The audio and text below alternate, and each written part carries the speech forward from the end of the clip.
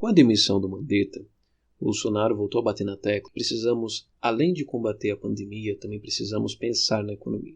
Entretanto, esse pensamento está errado, porque economia e saúde são áreas intimamente interligadas, não são coisas separadas. Na verdade, o que está piorando a economia e agravando a crise é justamente esse comportamento errático, anticientífico e contraditório do Bolsonaro.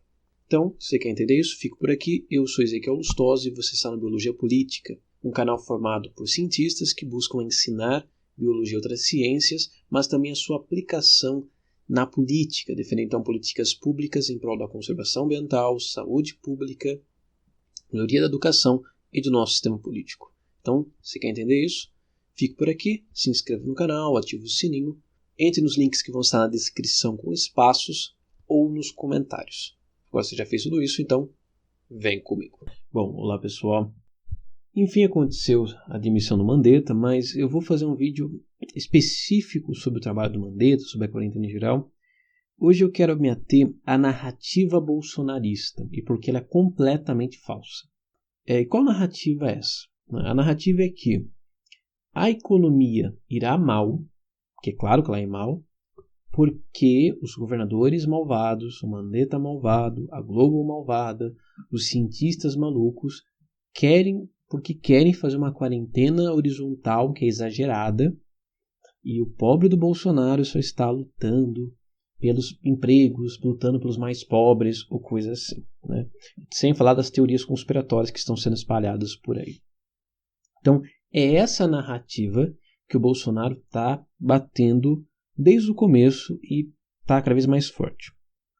E bem, vamos lá. Então, a primeira coisa que está errada das falas, do pensamento que o Bolsonaro e outras pessoas têm, é de separar economia de saúde.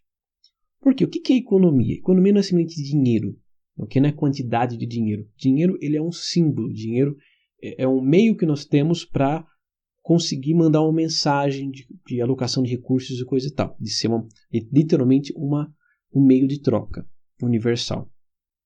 Mas o dinheiro é apenas uma representação. O que é economia? O que é desenvolvimento? É a capacidade produtiva de um país. Um país é mais desenvolvido por outro, não porque tem mais um cofre cheio de ouro. É porque esse país o seu povo tem uma produtividade maior, tem uma capacidade de produção maior.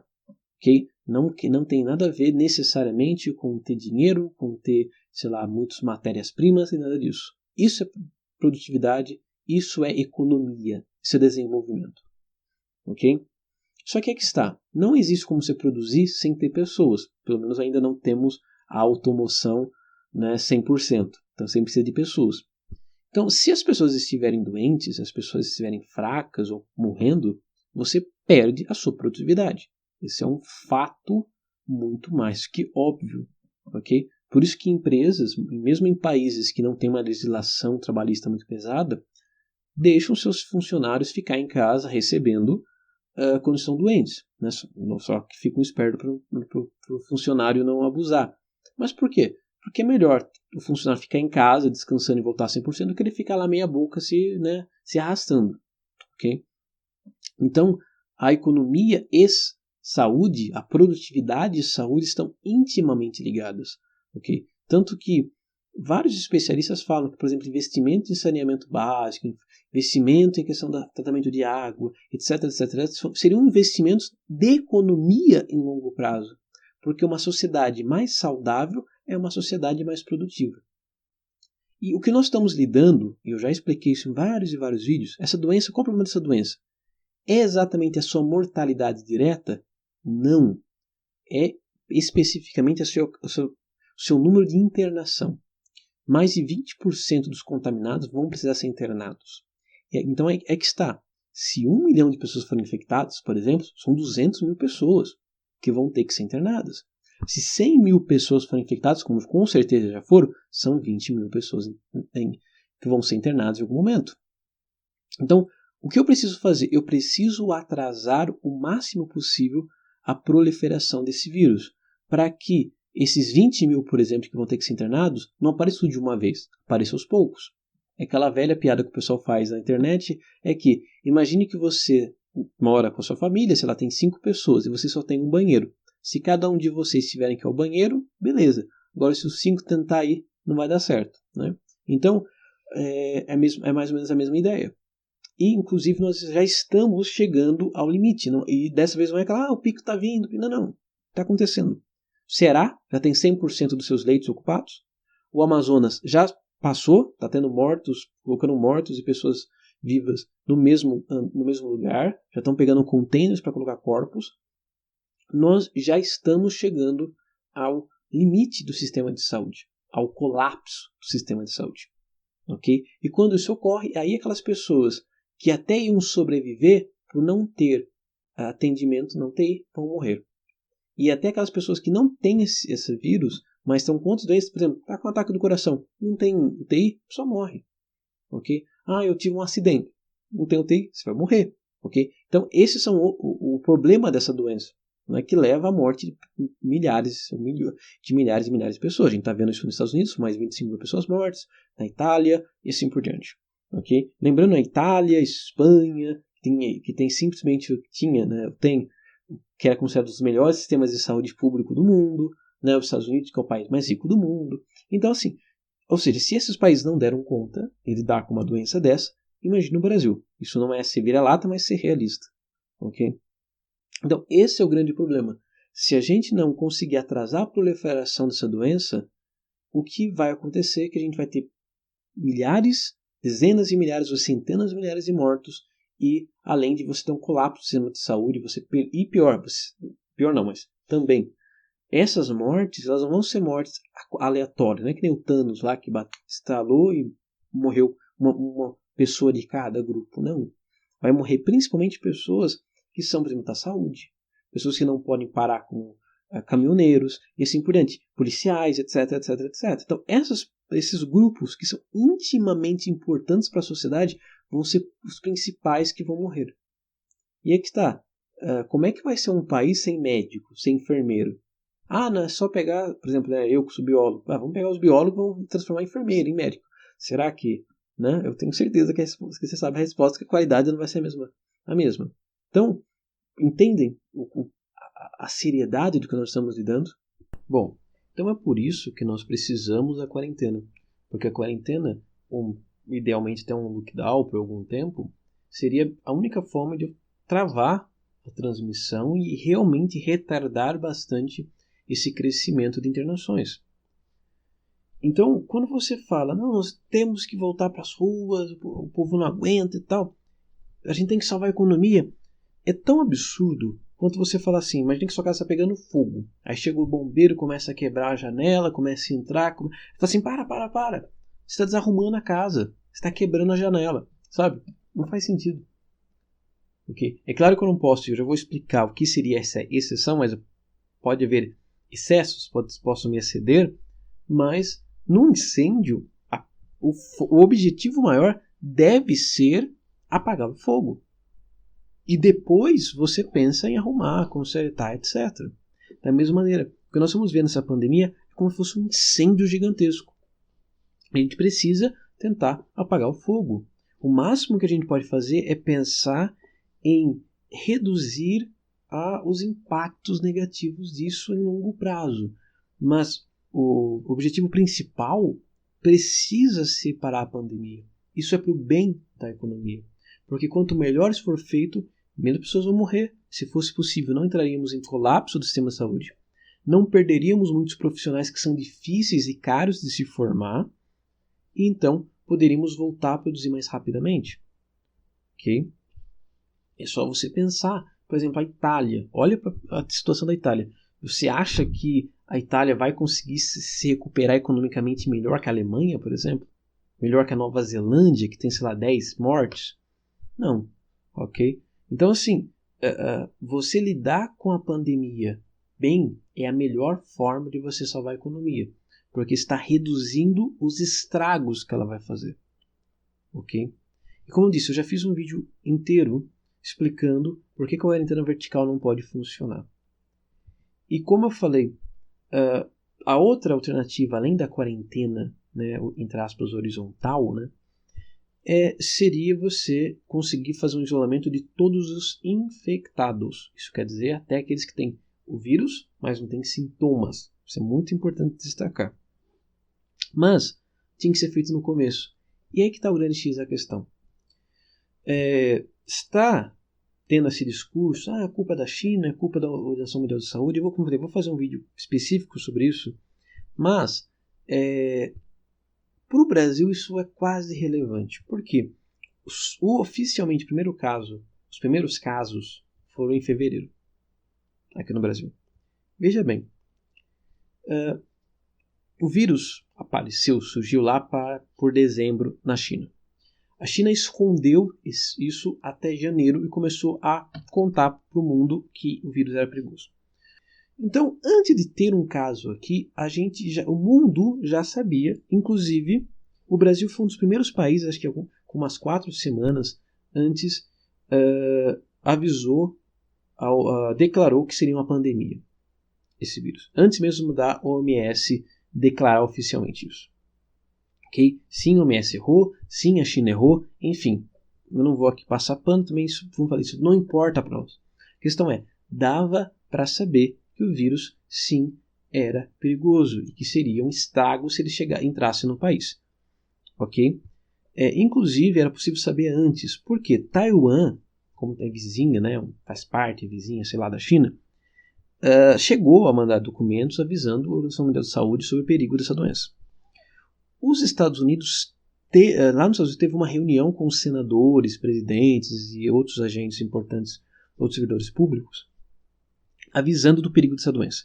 Tem até senadores sendo processados porque eles tiraram seu dinheiro da bolsa, justamente porque sabiam que a coisa ia ficar feia, então eles tiraram proveito de informação sigilosa. Isso é crime lá nos Estados Unidos.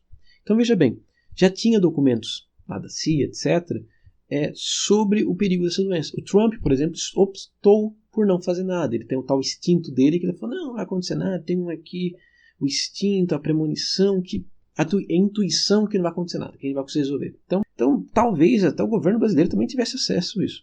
Mas mesmo que ele não tivesse acesso a nada sigiloso, como eu falei, já era público o perigo dessa doença.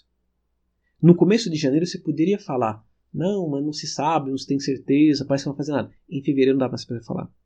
Ok? E aí que está. O que deveria ter sido feito? Fechar as fronteiras. Ter feito testes, pelo menos em todo mundo que chegasse dos aviões.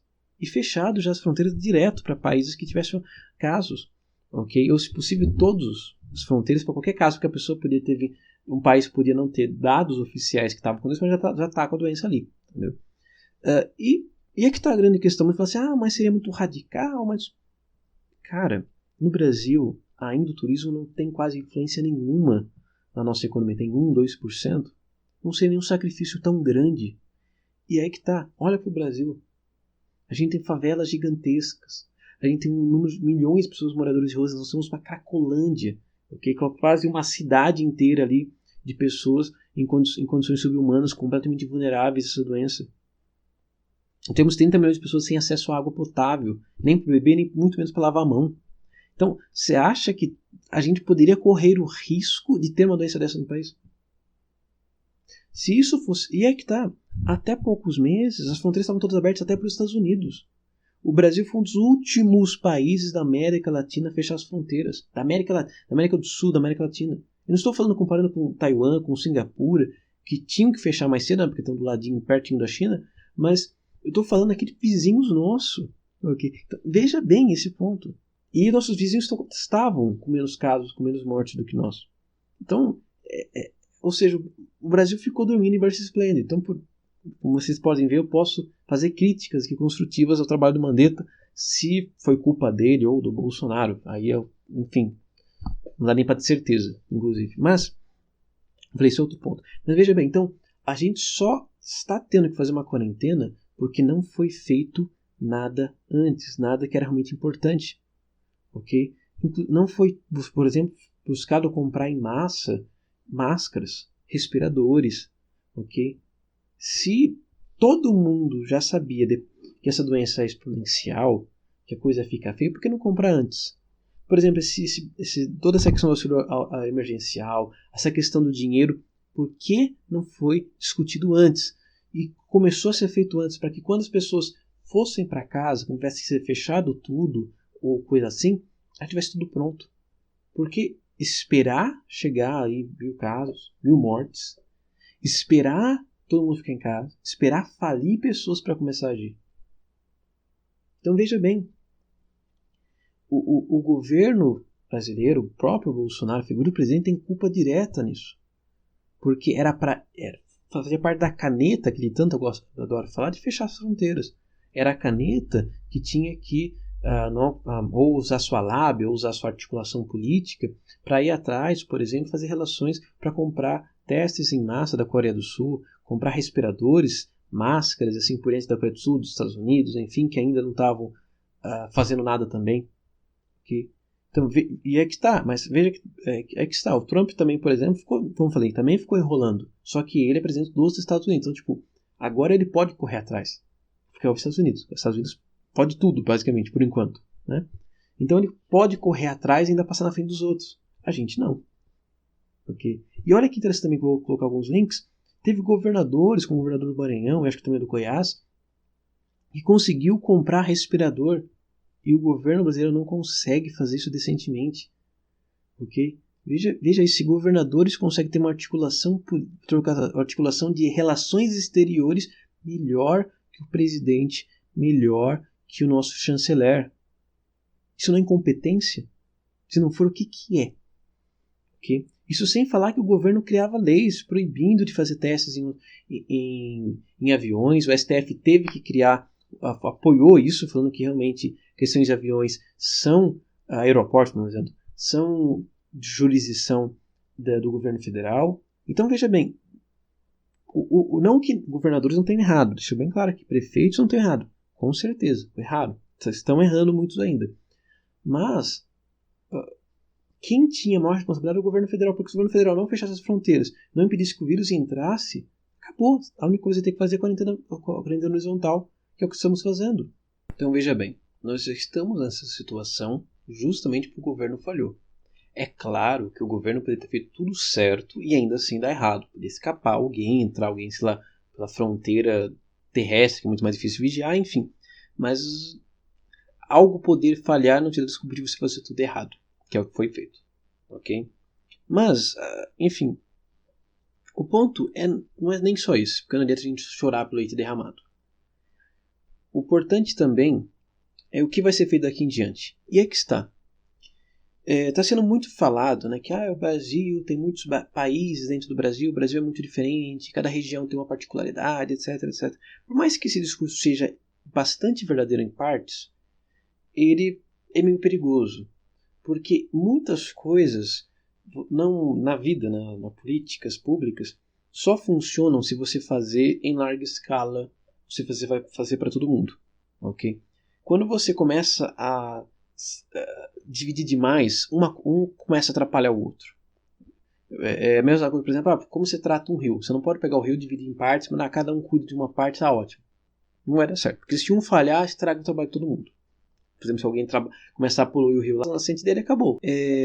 A coisa que você precisa de trabalho em conjunto. E no caso dessa pandemia também. Porque, primeiramente, era para o governo federal, como eu falei, ter esse trabalho de conseguir respiradores, conseguir testes, conseguir máscaras e assim por diante. De financiar pesquisas. Era para o governo ter essa capacidade de ser protagonista, porque tem um poder maior de barganha. Mas se está falhando, então, né, já começa um problema grave aí. Outro ponto. Por exemplo, que nem uma coisa até que o pessoal do Jovem Pan falou, com a decisão do STF, que agora governadores e prefeitos podem decidir por si só se querem continuar com a quarentena ou não. E se o governador querer e um prefeito não? Por exemplo. Né? E se, ou o contrário, se eu sou um prefeito, eu acho que a minha cidade precisa se manter em quarentena, mas outras cidades não. Então as pessoas começam a entrar, das outras cidades começam a entrar na minha cidade. O que eu faço? Ou vice-versa. Eu acho que minha cidade está livre do vírus, mas o resto do meu estado está contaminado, entendeu? Então, esse tipo de coisa precisa de muito diálogo, precisa de muito consenso. Okay? Às vezes um município não tem contaminados, mas ele não pode se abrir porque senão as pessoas das outras cidades contaminadas vão para lá e vão contaminar todo mundo. Okay? Ou vice-versa. Então, esse tipo de coisa que precisa ser dialogado e conversado. Além disso, por exemplo, seria ideal você focar recursos nos grandes epicentros do país, como São Paulo, Rio, Minas, ou em regiões que são muito fragilizadas, como é o caso do Manaus. Agora, se cada governador faz o seu jeito, o que vai acontecer? Vai um estado, na verdade, competir com o outro por respirador, por remédio, por máscara, assim por diante. Aí vai acontecer o estado mais forte, com maior poder de barganha, que vai conseguir, ou, sei lá, o governador mais hábil politicamente, e não necessariamente o estado que mais precisa. Entende? Então vai virar aquilo que a gente viu, por exemplo, no começo da crise, que as pessoas iam correndo para o mercado, comprando um monte de coisa, e as pessoas mais pobres, que tinham que esperar seu pagamento, ficando sem nada. Okay? Nessa tragédia dos comuns, né, como é chamado. Então, e tem a questão, principalmente também da questão econômica, como eu falei, lá da metáfora da casa pegando fogo. Eu não posso pegar um trator, passar em cima da casa e falar, não, vamos apagar o fogo. Também não, né? Se não sobrar casa nenhuma, nem adianta salvar do fogo. Da mesma maneira, como que o governo vai ter que financiar tudo isso, principalmente os estados que dependem muito desse ICMS, vai ter que ser com dívida. Okay? Não tem o que fazer. O governo vai ter que se endividar esse ano para se Deus quiser, ano que vem acabar essa doença, a vacina aí, sei lá, e a gente retoma e tenta recuperar o tempo perdido. Ok? Só que, quanto menor for essa dívida, melhor. Então, recursos, gastos, têm que ser dados, investidos na melhor maneira possível. Como sempre, mas agora mais do que nunca. Então, aqui está. O Congresso está querendo aprovar coisas que eu concordo em partes com o Bolsonaro que são perigosas. Olha só, estou concordando com o Bolsonaro em alguma coisa. Por exemplo, a Câmara aprovou o governo federal ter que ajudar a pagar os déficits dos estados e municípios. Só que não tem ali muito contrapeso, não tem ali muito limite disso. E aqui está. Se isso for aprovado dessa maneira, os governadores ou prefeitos podem gastar à vontade e falar assim, quem vai pagar a conta é o governo federal. Então você vai criar um incentivo à irresponsabilidade, inclusive para governadores, prefeitos desviar dinheiro, gastar mal, etc., sabendo que vai ser depois, sabendo que depois vai ser pago tudo isso. Então, é crucial que tivesse ali alguma limitação, que tivesse ali algum contraponto, que tivesse ali uma responsabilidade dos estados. Então o Bolsonaro, em parte, tem toda a razão quanto a isso, mas volta para ele também essa bola. Porque quem é que deveria estar indo lá na Câmara, quem é que deveria estar indo lá para o Congresso, apresentando propostas para combater, reduzir o desemprego, reduzir a demissão em massa, reduzir a quebra de estados e municípios, é o governo federal. Só que agora não. O que está acontecendo agora? Os governadores correm atrás dos deputados federais, os deputados federais aprovam, e o governo federal lê e fala assim, não, tá demais, espera aí, vamos fazer isso sim, assim, assado? Né? A única coisa que eu me lembro que o governo federal realmente foi lá e apresentou algo foi a ideia de pagar R$200 como auxílio emergencial, que o Congresso aumentou para 600 ou 1.200. Okay? Do resto, a maior parte das iniciativas vieram do próprio Congresso. Isso é ruim, porque com certeza vindo do Congresso, mais o nosso Congresso que é super dividido, super mal representado, vai vir muita coisa ruim. A verdade é essa. Então assim, passou da hora que a gente precisava de ter um governante, ter um presidente que assumisse essa posição de líder, que assumisse um único discurso. Porque o Bolsonaro está fazendo muito o quê? Ele já falou em discurso, não, vamos fazer a quarentena, mas sem acesso. Depois, não precisa fazer quarentena nenhuma, volta para tudo uma escola. Então, sabe, esse discurso diz que me disse, vai para frente, vai para trás, morde e assopra, não dá mais. Ok? Agora era a hora de tomar uma decisão, ok? E falar assim, vamos fazer a quarentena? Vamos fazer do jeito certo agora então. Vamos lá e vamos reduzir o desemprego. Vamos lá e vamos ajudar os estados a não quebrar, mas de maneira responsável. Beleza? Mas vamos fazer. Vamos lá caçar atrás de testes. Vamos lá atrás de máscara e assim por diante. Então, esse tipo de coisa que era para o presidente fazer, que um líder, um grande líder, um mito deveria fazer. Mas, infelizmente, nós não fazemos e vamos pagar muito caro com isso. Porque quanto mais é feito lentamente essa quarentena, vai acontecer a contaminação da mesma maneira, vai ter o colapso do sistema de saúde e aí a gente não vai conseguir ter comércio nenhum, economia nenhuma, porque vai estar todo mundo morrendo com medo, e a gente vai ter que pagar as duas coisas, tanto os gastos que a gente fez, às vezes mal feitos, vai ter que ainda esperar a parar de morrer um monte de gente, que nem está acontecendo na Itália, e ainda vamos sofrer com os impactos econômicos do isso em longo prazo, vamos demorar mais para nos recuperar do que outros países. Pois bem, então esse vídeo é para isso, para que você não deixe que essa narrativa bolsonarista vença. Nós só estamos tendo que fazer uma quarentena horizontal porque o governo federal não agiu antes. E principalmente, agora o governo federal continua agindo de maneira irresponsável. O presidente continua agindo de maneira irresponsável. Ele tinha que assumir a posição que é dele e liderar para trás, liderar e fazer políticas econômicas, assim por diante, para reduzir os gastos, as dívidas, para que ano que vem, ou sei lá, na pior das hipóteses, 2022, a gente consiga recuperar pelo menos o que a gente vai perder nesse tempo. Ok? Então, se você gostou, curta, se inscreva, qualquer dúvida, crítica, sugestão, coloca nos comentários que eu vou responder. Então, valeu, falou!